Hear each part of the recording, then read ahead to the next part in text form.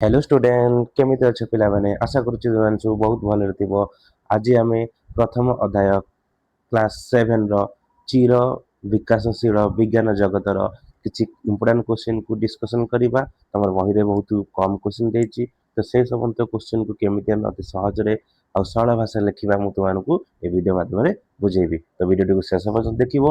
Video यदि भल लागिबो video गोटे लाइक करनबो, चैनल को यदि नुआ कर विजिट करते चैनल को सब्सक्राइब करदेबे, संगन पाखु चैनल को शेयर करनेबे। तो चलो जीवा क्वेश्चन आंसर गुडी को डिस्कशन करिवा। तो हमर मात्र एई चारटी क्वेश्चन फर्स्ट चैप्टर रे देछि।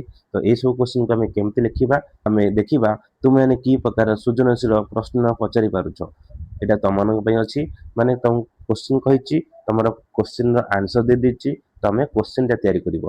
को टाइप रो क्वेश्चन करले गोटे सृजनशील क्वेश्चन तयारी हेबो, तुमनको से क्वेश्चन टा भल लागिवो, सेही टाइप रो क्वेश्चन को करिबा। तो बते दोछि केमिति तमे एसो आंसर केमिति हमें क्वेश्चन गुडी को करिबा।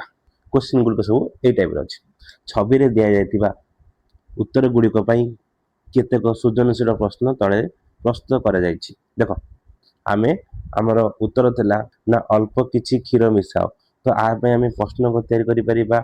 चाहा बा क्षीर रो स्वाद बढ़ेबा पई मु एबे कोन करिवि, आंसर टी कोन आसीबो अल्प किछि क्षीर मिसाओ। तबे क्वेश्चन टा तयारी हेगला ना नहीं, यह गोटे सृजनशील क्वेश्चन बुझिला ना नहीं, यह गोटे सृजनशील प्रश्न।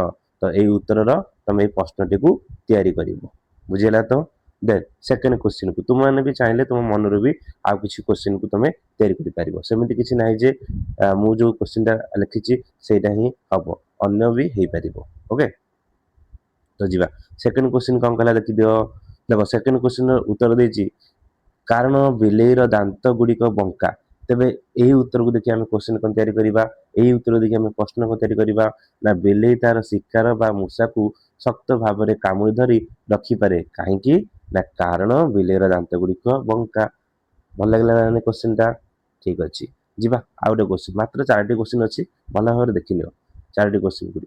देखो आर उत्तर कौन, गाधोई सारिबा पर देह पोछिबा को किछि नाही बोली मु चिंता कले तुमे मते कोन कहिबो ना भयभीत हुअन्तु नाही, मो पाखरे गामुछा अछि। देखिला कि टाइप रो क्वेश्चन टी मु तम पई बनेछि, बुझियोछि ना नहीं।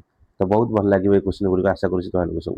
देखो 4 नंबर क्वेश्चन शेष क्वेश्चन देछि, उत्तर देछि 47। तो 47 देखि हमें क्वेश्चन कोन तयारी करिबा ना 50 रु 3 वियोग कले किंबा 40 सहित 7 जोग कले संख्या टी केते हेबो 47 होछि ना नहीं। तो एतिकी मात्र 4टी क्वेश्चन तमर बही रे देछि। तो ए सब क्वेश्चन गुडी को उत्तर तुम बुक रे कि तुम कॉपी रे लिखि नियो। आशा करूची तुमको ए वीडियोटी ए छोट वीडियोटी बहुत भल लागिथिबो। यदि वीडियोटी भल लागिथिबो वीडियो गोटे लाइक करनबो, नुआ करे चैनल को विजिट करथिले चैनल को सब्सक्राइब करनबो, संगानक सहित चैनल टी को शेयर करनबो। तो ये थिला हमरो प्रथम क्लास।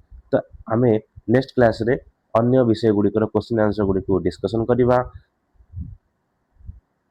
तो सेति पई चैनल को सब्सक्राइब कर रखंतु, फळे हमर फास्ट नोटिफिकेशन अति सहज उपाय रे पहुंची परिबो। रहूची धन्यवाद, जय जगन्नाथ।